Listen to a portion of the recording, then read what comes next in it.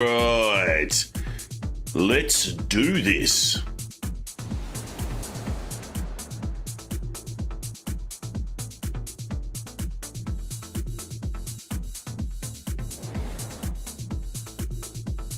How do we engage and not just interact? It's a big question. Luckily, we have some answers. Hang around, join us. If you're on Facebook, hit that link so I can see who you are in the chat.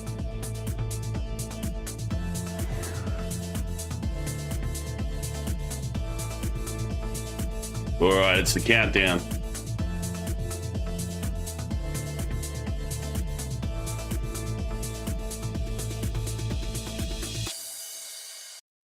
Are you tired of events that say they engage, but really they're just interacting? Maybe speakers who ask lots of questions, but then don't do anything with the answers. Well, have we got the solutions to you? And I'm using the royal we because it's the Queen's Jubilee coming up. Oh, yes.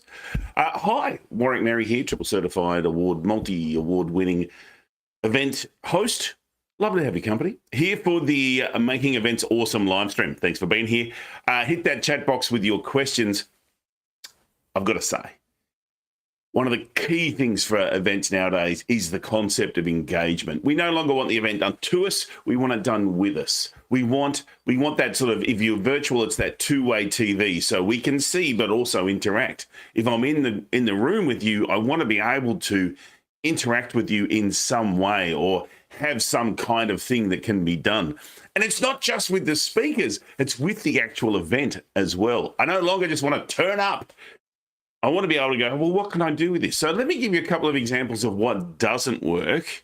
And I'm really interested to hear from you in terms of what you've seen that might work really well and what are some of the stuff that doesn't. As I said before, if you're joining me on Facebook, can you just make sure that you visit that link so that I can see who you are? Because otherwise I just get Facebook user and I don't know who you are. It'd be great to have you there. So what I've seen is so many events have the passport or the scavenger hunt or just things that you have to do to get points, and whoever wins the most points wins a prize.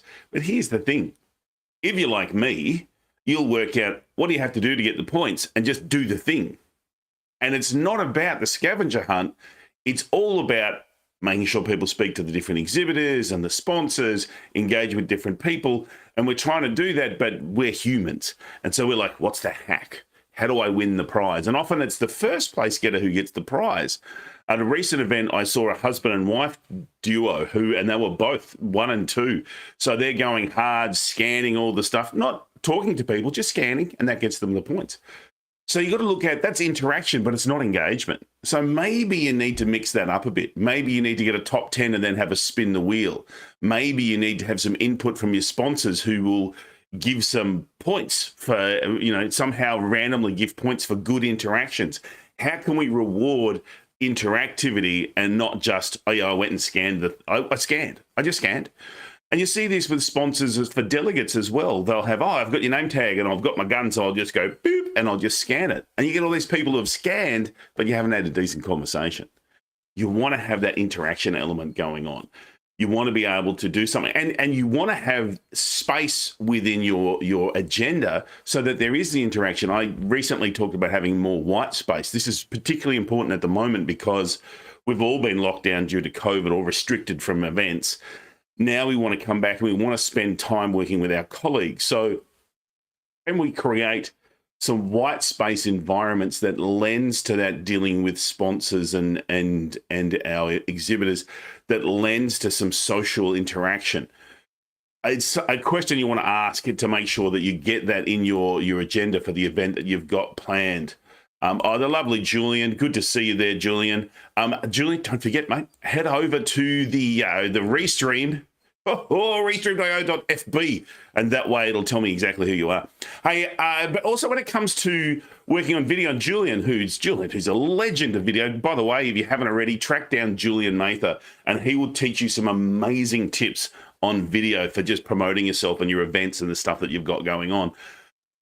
Julian Mather, that's how it's spelled, just there, check him out.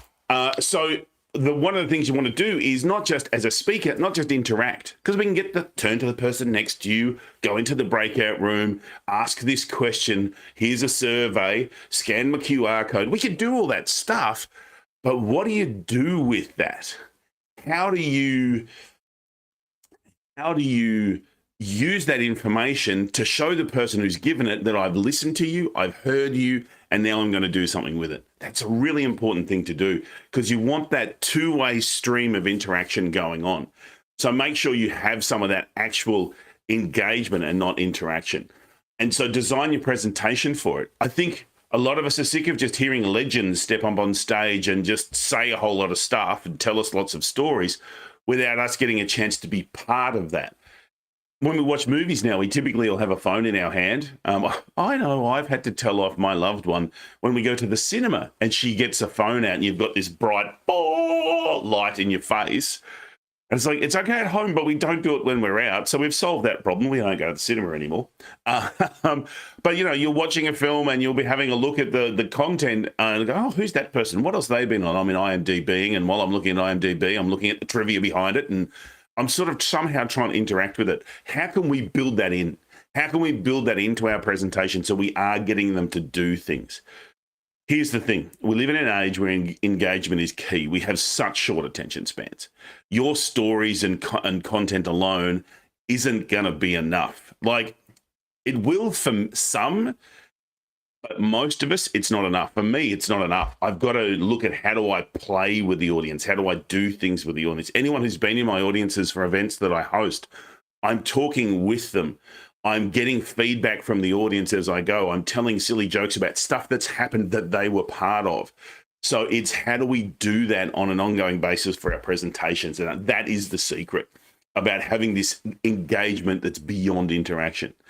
So what are you going to do? I'd love to hear the thoughts that you may have about the kind of stuff that you do. We might even start a discussion over in the Making Events Awesome group. So if you're not already, I'd love to have you as part of the Making Events Awesome group. It's a Facebook group. Head on over there and we'll start some conversations about some of the things that you might be able to do. Hit the chat box here if there's some things that you do that work really well, or something that you've seen others do. But this is not just for speakers. I really want to stress that. For event organizers out there, for companies who host events, for anyone who sponsors an event or exhibits at an event or exhibits at an exhibition, interaction is the name of the game, and then turning that into engagement. I've seen a lot of people hear the whole, oh, it's gamification. And so they'll put a game, you know, a car racing game or some kind of game on their booth, and they'll get the results and they'll have a winner and they'll get a prize, but they do nothing with it. Or the game is not relevant to their product. So, you know, if, for example, if you sold syringes, wouldn't you do something like pin the tail on the donkey, but maybe it's, you know, pin the tail on the vein, or maybe that's a bit too full on, but somehow you want to relate the gamification or the interaction with what you're doing and then do something with the results. And then go for that multi-layered. So if you have, you know, if you have people who are clearly good at it and they win every year, well, make it a top 10 and then a random element of surprise, or maybe a top 20 and a random element of surprise, so that it just mixes things up a little bit. Or maybe, and the award may well be that they get to have a chat as well. I don't know. I'm just coming up with different ideas of how do we make that work for you. All right. Hey, thanks for being here. It's been fun. I look forward to your company next week. Of course, it is at 9 o'clock-ish on a Thursday. Today was an ish kind of day. 9 o'clock on a Thursday, we talk about Making Events Awesome. As I say, love to have you over on the Making Events Awesome Facebook group. Just head to makingeventsawesome.com. Alrighty, thanks for joining me. It's been fun. I'll see you next time. This is my live stream dance because some of the live streams end really quick. I just do a bit of a shuffle. I don't want you to miss out on the good stuff. Alrighty, enjoy.